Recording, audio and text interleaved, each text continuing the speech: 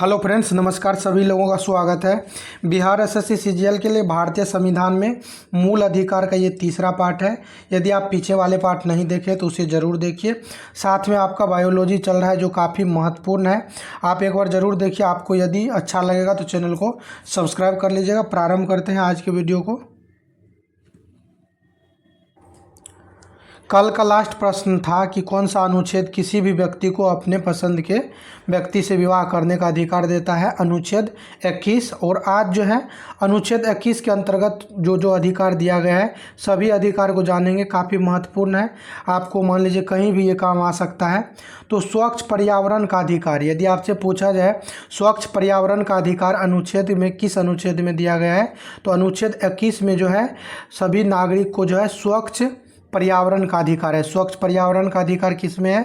21 में है। शीघ्र विचारण का अधिकार, शीघ्र विचारण का अधिकार यानी आप जो है अपना विचार रख सकते हैं, ऐसा अधिकार है आपको अनुच्छेद 21 के तहत। विधिक सहायता का अधिकार, कानूनी सहायता की जाएगी यानी कोई भी नागरिक है उसको कानूनी सहायता दी जाएगी अनुच्छेद 21 के तहत। इसी को कहते हैं विधिक सहायता का अधिकार। तो स्वच्छ पर्यावरण का अधिकार है अनुच्छेद 21 में, शीघ्र विचारण का अधिकार है 21 में, विधिक सहायता का अधिकार है 21 में। नेक्स्ट है एकांत कारावास के विरुद्ध अधिकार। एकांत कारावास के विरुद्ध अधिकार मतलब यहाँ कहा गया है कि यदि कोई दोषी पाया जाता है तो उसको एकांत कारावास में नहीं रखा जा सकता, यानी ऐसा कारावास जो बिल्कुल शांत हो, वहाँ कोई ना हो, ऐसा कारावास के विरुद्ध अधिकार है। एकांत कारावास के विरुद्ध अधिकार भारतीय नागरिक को किस अनुच्छेद के तहत प्रदान किया गया है? अनुच्छेद 21 के तहत। काफ़ी महत्वपूर्ण है, काम की बात है और एग्जाम के दृष्टिकोण से तो अति महत्वपूर्ण है। तो ये आपको ध्यान रखना है। स्वच्छ पर्यावरण का अधिकार अनुच्छेद 21, शीघ्र विचारण का अधिकार 21, विधिक सहायता का अधिकार 21, एकांत कारावास के विरुद्ध अधिकार जो दिया गया है अनुच्छेद 21।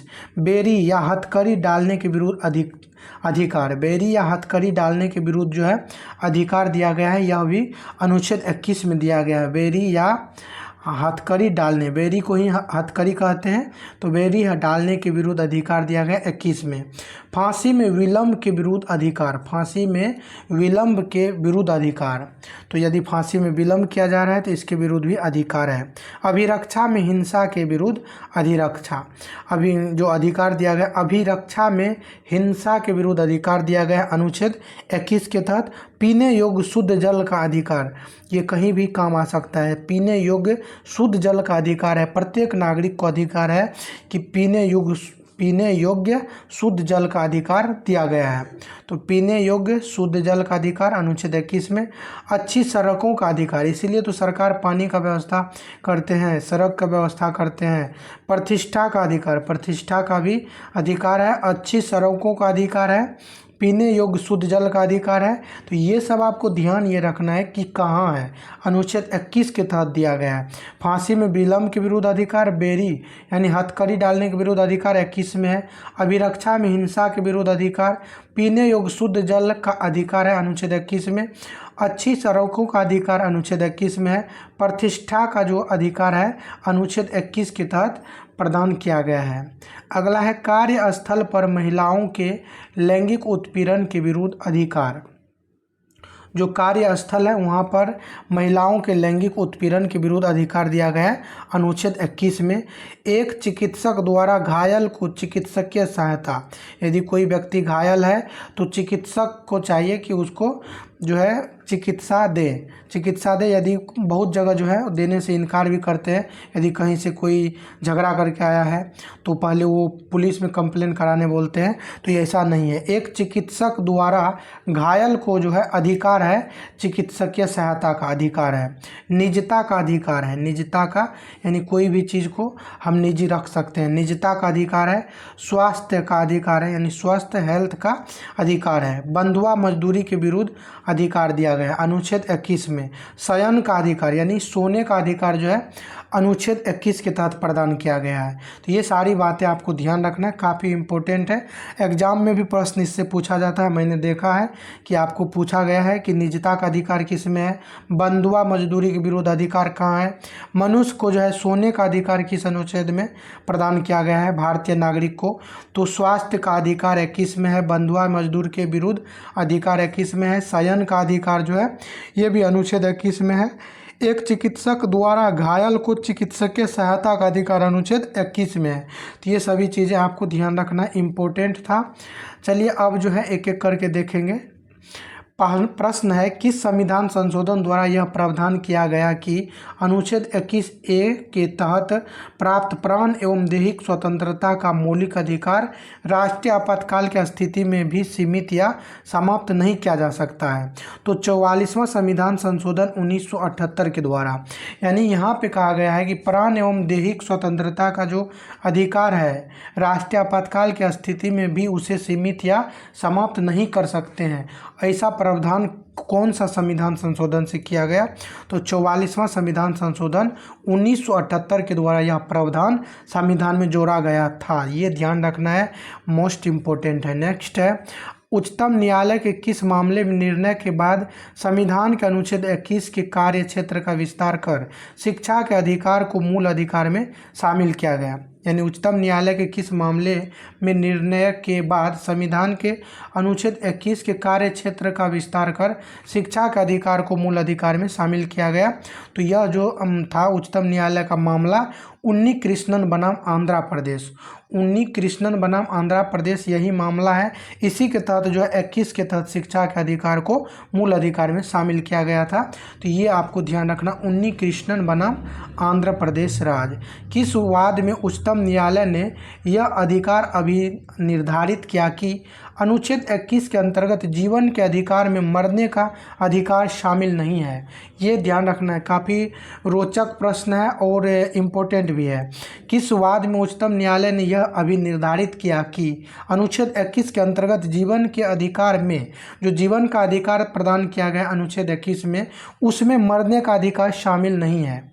ये जो है मरने का अधिकार शामिल नहीं है। तो ज्ञान कौर बनाम पंजाब राज्य में ऐसा किया गया था, ज्ञान कौर बनाम पंजाब राज्य। तो ये ज्ञान की बात है, तो ज्ञान कौर बनाम पंजाब राज्य। इस तरह से आपको ध्यान रख लेना है कि जो जीवन का अधिकार है उसमें मरने का अधिकार शामिल नहीं है। तो ज्ञान की बात है, तो ज्ञान कौर बनाम पंजाब राज्य। नेक्स्ट है, उच्चतम न्यायालय द्वारा किस वाद में निर्णय दिया गया कि तीव्र गति से विचारण एक मूल अधिकार है? उच्चतम न्यायालय द्वारा किस वाद में निर्णय दिया गया कि तीव्र गति से विचारण एक मूल अधिकार है? तो हुस्न आरा खातून बनाम बिहार राज्य। तो ये ध्यान रखना है क्योंकि ये बिहार से रिलेटेड है, तो यहाँ से भी इम्पोर्टेंट हो सकता है कि उच्चतम न्यायालय द्वारा जो किस वाद में निर्णय लिया गया था कि तीव्र गति से विचारण जो है एक मूल अधिकार है। अनुच्छेद 21 में ऊपर अभी हम लोगों ने देखा है कि तीव्र गति से विचारण का एक मूल अधिकार अनुच्छेद 21 के तहत प्रदान किया गया है। तो यह निर्णय या कौन सा वाद था? तो हुस्न आरा खातून बनाम बिहार राज्य में ऐसा कहा गया था। तो हुस्न आरा खातून बनाम बिहार राज्य है, तो यहाँ से तीव्र गति से विचारण ध्यान रखना है। अगला है, किस वाद में उच्चतम न्यायालय ने लैंगिक उत्पीड़न को मानव अधिकार अतिक्रमण के रूप में परिभाषित किया था? किस वाद में उच्चतम न्यायालय ने लैंगिक उत्पीड़न को मानव अधिकार अतिक्रमण के रूप में परिभाषित किया? तो विशाखा बनाम राजस्थान राज्य में। किस संवैधानिक संशोधन द्वारा शिक्षा के अधिकार को मौलिक अधिकार का दर्जा दिया गया था? तो शिक्षा का जो अधिकार है इसको मौलिक अधिकार का दर्जा दिया गया था। अनुच्छेद 21 के ए में जोड़ा गया था 86वें संविधान संशोधन 2002 के तहत, और 21 का जो ए आया था तो उसका जो मामला था उन्नी कृष्णन बनाम आंध्र प्रदेश राज्य, वो ध्यान रखना है। और ये जो 86वां संविधान संशोधन है इसी के तहत जो है शिक्षा के अधिकार को मौलिक अधिकार की श्रेणी में लाया गया। और ये पूछा जाता है कि ये कब आया था? तो 86वां संविधान संशोधन कब आया था? 2002 में। आपको याद रखने के लिए ऐसे ध्यान रखना है, जो 8 और 6 है इसका जैसे अंतर करेंगे तो आपका 2 आएगा, तो 2002 यहाँ से रिलेट करके ध्यान रखना, कोई कन्फ्यूजन नहीं रखना है। 86वां संविधान संशोधन कब लागू हुआ था? 2002 में। वही प्रश्न है। सर्वोच्च न्यायालय ने किस मामले में शिक्षा का अधिकार अनुच्छेद 21 के अंतर्गत एक मूल अधिकार घोषित किया? तो शिक्षा के अधिकार जो है अनुच्छेद 21 के अंतर्गत एक मूल अधिकार घोषित किया गया था। तो मोहनी जैन मामले में सर्वोच्च न्यायालय ने किस मामले में शिक्षा का अधिकार अनुच्छेद 21 के अंतर्गत एक मूल अधिकार घोषित किया? मोहनी जैन मामले। चलिए नेक्स्ट प्रश्न की ओर चलते हैं। यहाँ पे नोट करके दिया हुआ है, इम्पोर्टेंट है।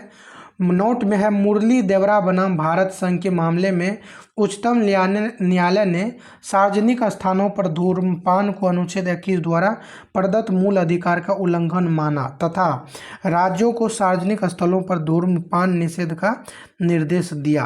तो ये मुरली देवरा बनाम भारत संघ है। इसी मामले में जो है सार्वजनिक स्थान पे जो धूम्रपान है इसको मूल अधिकार का उल्लंघन माना है अनुच्छेद 21 में, और जो है राज्य को कहा कि आप निर्देश दीजिए कि सार्वजनिक स्थलों पे धूम्रपान निषेध होगा। नेक्स्ट देखते हैं, विजय शर्मा बनाम भारत संघ 2008 मामले में गर्भावस्था के दौरान लिंग परीक्षण महिला के जीवन के अधिकार का उल्लंघन है। तो विजय शर्मा बनाम भारत संघ 2008 मामले में गर्भावस्था के दौरान लिंग परीक्षण महिला के जीवन के अधिकार का उल्लंघन है। तो ये आपको ध्यान रखना है, जो ये लिंग परीक्षण नहीं किया जा सकता है। 2008 में आया था विजय शर्मा बनाम भारत संघ। याद रखने के लिए थोड़ा सा आप लॉजिक लगा के सोच सकते हैं कि लिंग परीक्षण कराने से क्या होता है? शर्म आता है।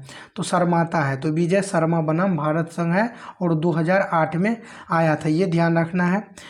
नेक्स्ट है, कॉमन काज की गैर सरकारी संगठन की याचिका पर सर्वोच्च न्यायालय के 5 सदस्यीय पीठ का फैसला 9 मार्च 2008 में आया, जिसमें कहा गया कि परोक्ष शिक्षा मृत्यु अर्थात सम्मान से मरने का अधिकार मौलिक अधिकार है। यानी परोक्ष या इच्छा मृत्यु जो है सम्मान से मरने का अधिकार कहा गया था, मौलिक अधिकार है। चलिए वो इम्पोर्टेंट है नहीं उतना, यहाँ से प्रश्न देखेंगे। किस अनुच्छेद में उल्लेख मिलता है कि शिक्षा का अधिकार एक मौलिक अधिकार है? अनुच्छेद 21 के 1 या फिर क देखने को मिलेगा। और इसमें जो दिया गया है 6 से 14 वर्ष के सभी बालकों के लिए निःशुल्क व अनिवार्य शिक्षा दिया गया। अनुच्छेद 21 के क में उम्र जो है 6 से 14 वर्ष। ऐसे यदि कहेगा कि 6 से कम वर्ष के आयु के बच्चे, तो अनुच्छेद 45 में दिया गया है। 6 से 14 कहेगा तो 21 का क ध्यान रखना है। 6 वर्ष से कम आयु के कहेगा तो फिर उसके लिए अनुच्छेद 45 में दिया गया है। नेक्स्ट है, शिक्षा का अधिकार अधिनियम 2009 संसद द्वारा कब लागू किया गया था? तो ये 1 अप्रैल 2010 से लागू किया गया था। 2009 का जो है शिक्षा का अधिकार अधिनियम 2009 लागू किया गया था 1 अप्रैल 2010 से। आत्महत्या के अधिकार को किस वाद में निर्णय के बाद मूल अधिकार स्वीकार किया गया था? आत्महत्या के अधिकार को किस वाद में निर्णय के बाद मूल अधिकार स्वीकार किया गया था? तो पी रथिनाम बनाम भारत संघ 1994। तो आत्महत्या के अधिकार को किस वाद में निर्णय के बाद मूल अधिकार स्वीकार किया गया? तो आत्महत्या करना भी ये मूल अधिकार में शामिल किया गया था, पी रथिनाम बनाम भारत संघ में। चलिए अगला है, बंदी बनाए गए किसी व्यक्ति के मौलिक अधिकारों की रक्षा का प्रावधान किस अनुच्छेद में किया गया है? यानी कोई व्यक्ति है उसको बंदी बना लिया गया है तो उसके व्यक्ति के जो है मौलिक अधिकारों की रक्षा का प्रावधान किया गया है अनुच्छेद 22 में। नेक्स्ट है, प्रत्यक्ष बंदीकरण अधिनियम के अंतर्गत एक व्यक्ति को बिना मुकदमा चलाए कितने दिनों तक बंदी बनाकर रखा जा सकता है? इम्पोर्टेंट है, काफ़ी इम्पोर्टेंट है, ये ध्यान रखना है आपको कि प्रत्यक्ष बंदीकरण अधिनियम के अंतर्गत एक व्यक्ति को बिना मुकदमा चलाए कितने दिनों तक बंदी बनाकर रखा जा सकता है? तो बिना मुकदमा चलाए 3 माह तक जो है बंदी बना करके रखा जा सकता है। ये सारी चीज़ें आपको जानना ज़रूरी है, कहीं भी आपको काम आएगा। तो ये एग्ज़ाम के बाद भी आपको काम आने वाला चीज़ है। चलिए यहाँ से देखते हैं निवारक निरोध विधियाँ क्या है। तो निवारक निरोध अधिनियम 1950 में पारित किया गया था। इसके तहत 10 सप्ताह के अंदर रिपोर्ट भेजने का प्रावधान था। सर्वोच्च न्यायालय द्वारा इस धारा को असंवैधानिक घोषित कर दिया गया था। आंतरिक सुरक्षा अधिनियम मीसा जो आया था, मीसा 1971 ईस्वी में पारित किया गया। इसके तहत निवारक निरोध की व्यवस्था पुनः लागू कर दी गई। 1978 में इसे पुनः निरसित कर दिया गया। विदेशी मुद्रा संरक्षण, और ये खाली यहाँ पे आपको ध्यान रखना है, आंतरिक सुरक्षा अधिनियम, इसी को मीसा कहते हैं। कब आया था? 1971 में। विदेशी मुद्रा संरक्षण और तस्करी निवारण अधिनियम, ये जो आया था आपका, कब आया था? विदेशी मुद्रा संरक्षण और तस्करी निवारण अधिनियम, यह आया था 1974 में। तो ये ध्यान रखना है, 1974 का आया था। और यहाँ पे जो है ये काफ़ी इम्पोर्टेंट है, राष्ट्रीय सुरक्षा कानून, इसी को कहते हैं रासुका, यानी राष्ट्रीय सुरक्षा कानून जो है कब पारित हुआ था? 1980 में। 2-3 बार एग्जाम में ये पूछा जा चुका है। 1980 में जो है ये रासुका, राष्ट्रीय सुरक्षा कानून पारित किया गया था।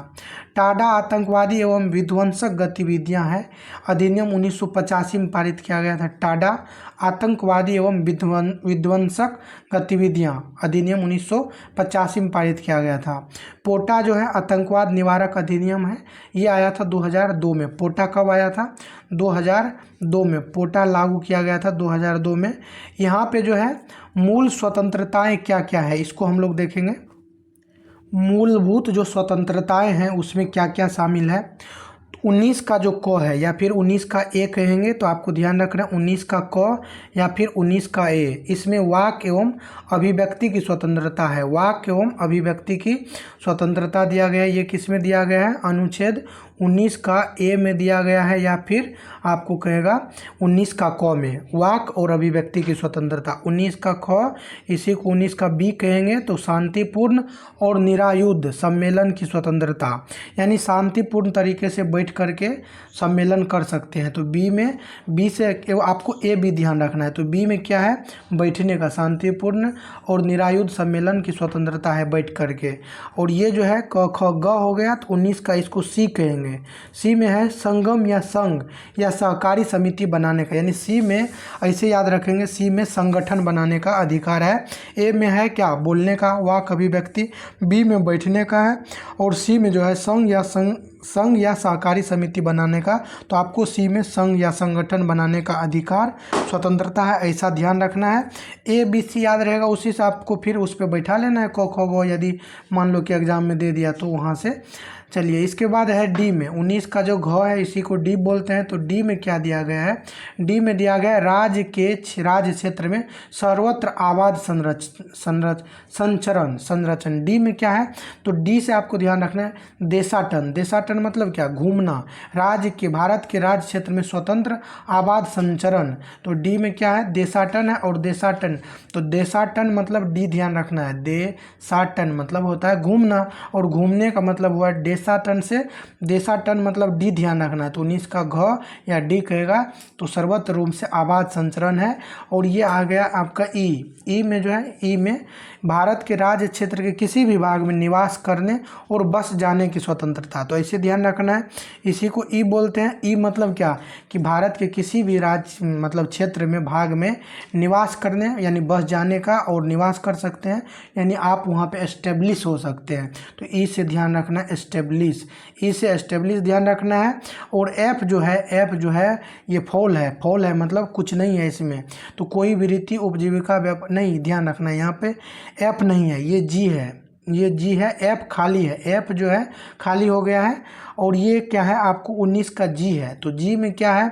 जीविका है, कोई वृत्ति उपजीविका व्यापार या कारोबार करने का अधिकार। जी में जैसे मान लो कि आप ई में कहीं बस गए, तो ई में बस गए, एफ तो खाली है, तो जी में फिर बस गए हैं तो जीविका चलाने के लिए कुछ ना कुछ कारोबार करना पड़ेगा। तो कोई वृत्ति उपजीविका व्यापार, ये सभी आपको 19 के जी में दिया गया है। तो ए में क्या है? वाक एवं अभिव्यक्ति की स्वतंत्रता। बी में आपको बैठने का अधिकार। सी में संघ बनाने का। डी में क्या है? देशाटन है यानी घूमने का है। ई में क्या है? एस्टेब्लिश हो जाओ। एफ खाली है। और जी में क्या है? जीविका है। तो ये आपको ध्यान रखना है। एफ में जो है संपत्ति का अधिकार जो है उसी को हटा करके दे दिया गया 300 के क में, भाग 12 में दे दिया गया है 44वां संविधान संशोधन 1978 के द्वारा। अगला है, कौन सी स्वतंत्रता को अन्य स्वतंत्रताओं की जननी माना जाता है? तो अन्य स्वतंत्रताओं की जननी माना जाता है वाक की जो स्वतंत्रता है उसको। किसने कहा कि वाक और प्रेस की स्वतंत्रता सभी लोकतांत्रिक संस्थाओं की नींव है? तो न्यायमूर्ति जो है पतंजलि शास्त्री ने कहा था कि वाक और प्रेस की स्वतंत्रता सभी लोकतांत्रिक संस्थाओं की जननी है, तो न्यायमूर्ति पतंजलि शास्त्री।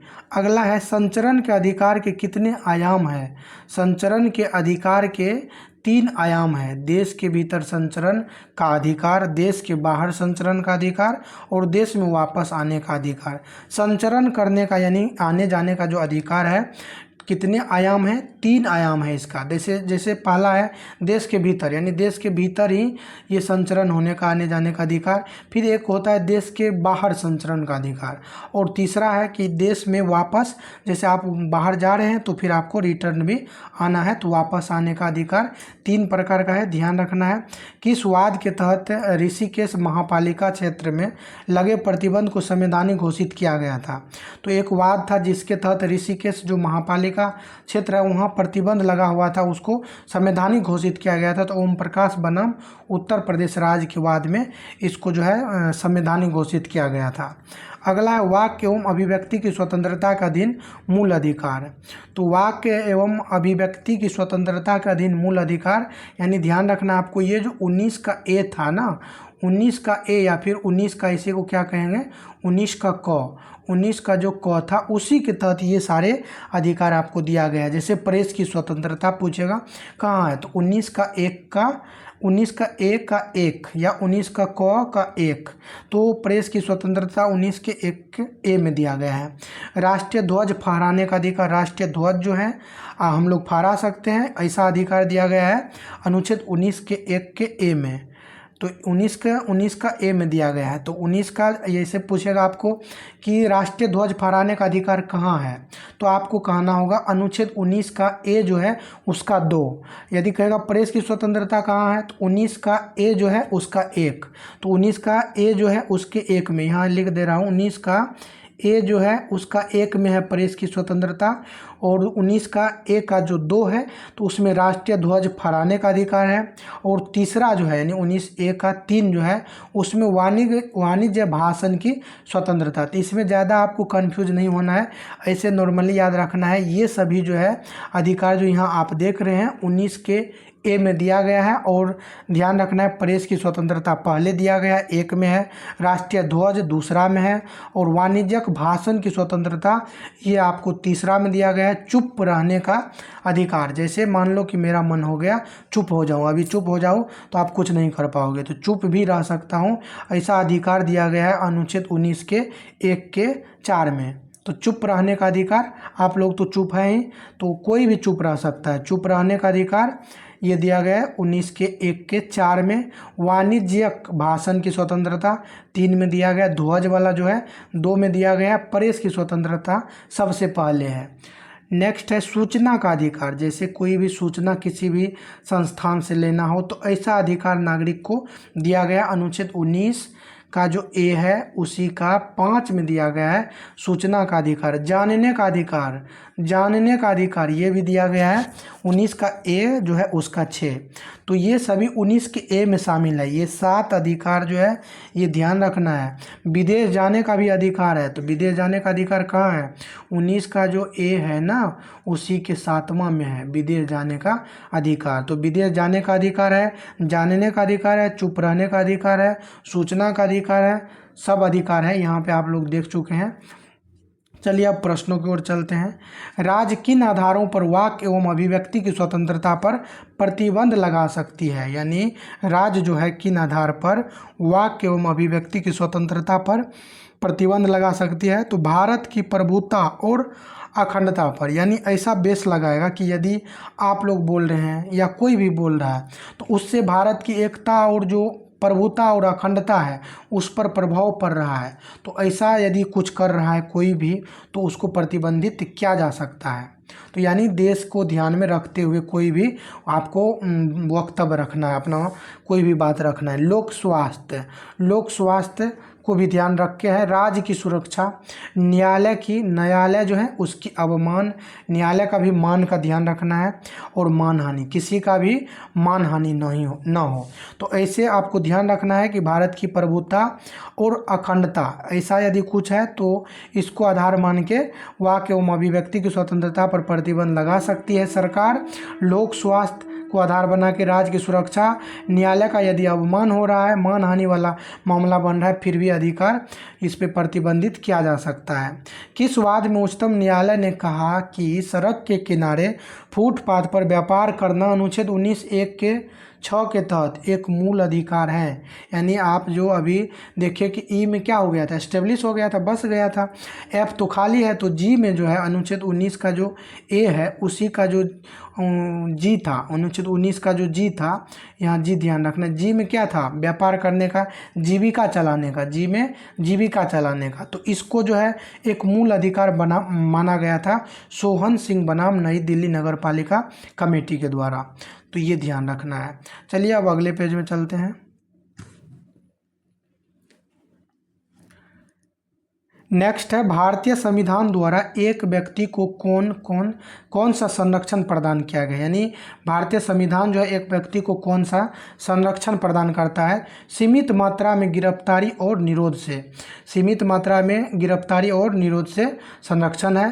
कार्य के बाद की विधि से, कार्य के बाद की विधि से, दोहरे संकट से, स्वयं अपने विरुद्ध साक्षी होने से, ये जो है इन सभी चीज़ों के लिए संरक्षित करता है। दोहरे संकट से यानी किसी भी एक ही कार्य मतलब अपराध के लिए 2 बार दंडित नहीं किया जा सकता। स्वयं अपने विरुद्ध साक्षी होने से, तो अपने विरुद्ध भी कोई साक्षी हो सकते हैं। कार्य के बाद विधि से, तीन सभी चीज़ों के लिए संरक्षण प्रदान करता है। दोहरे दंड का आशय क्या है, तो दोहरे दंड का आशय है किसी व्यक्ति को एक ही अपराध के लिए एक बार से अधिक अभियोजित और दंडित नहीं किया जाएगा।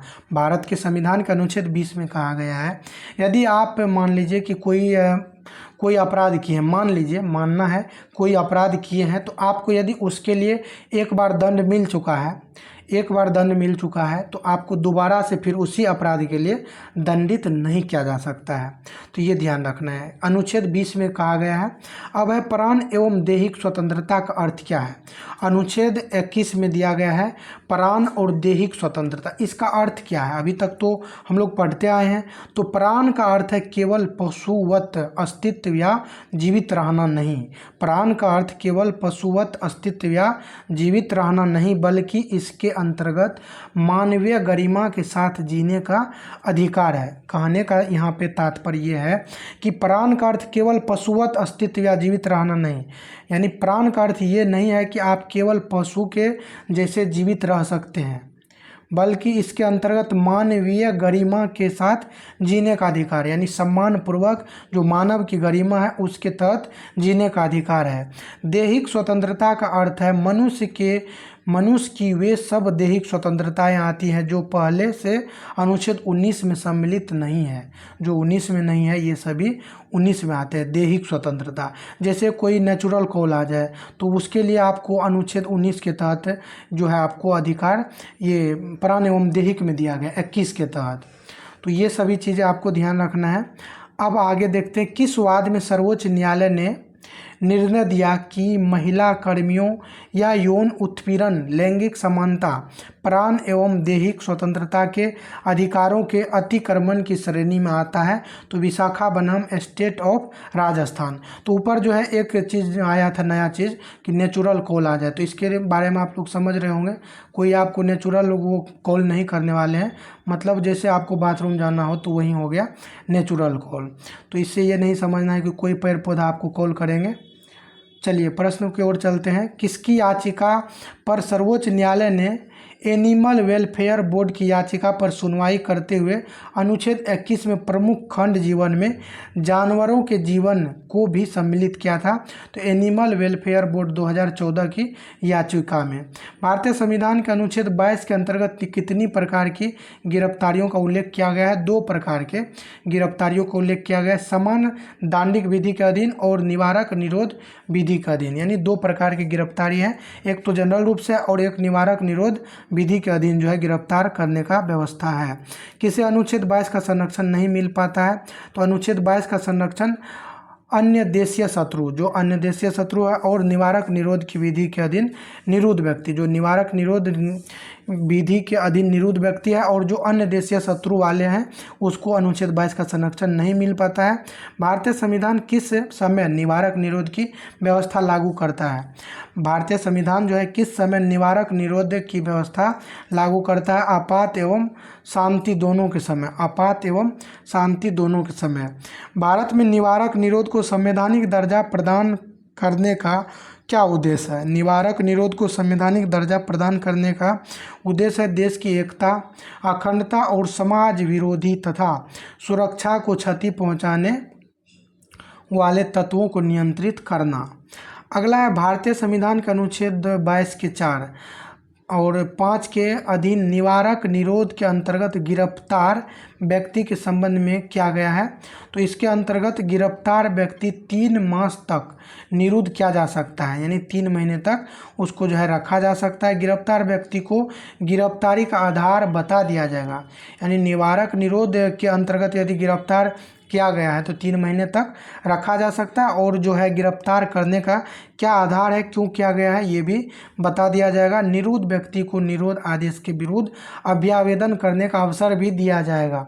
यानी आपको अपना जो है जो भी आपका गिरफ्तारी किया गया है व्यक्ति का, तो उसको जो है निरुद्ध व्यक्ति को निरोध आदेश के विरुद्ध, जो आदेश है आपको निरोध रखने का, उसके विरुद्ध आप जो है अवसर आपको दिया जाएगा। अभ्यावेदन अपना जो है आप प्रस्ताव रख सकते हैं, अपना वकील कर सकते हैं। ये सारी चीज़ें इसमें दिया गया है। आज के वीडियो को यहीं तक रखते हैं और नेक्स्ट पार्ट लाएंगे। आप लोग को अच्छा लगा होगा तो आप ज़रूर कमेंट करके बताइएगा कि आप किस राज्य के राजा हैं, तो ये कमेंट करके बताइएगा, ज़रूर बताइएगा। चलिए ख़त्म करते हैं। धन्यवाद सभी लोगों को।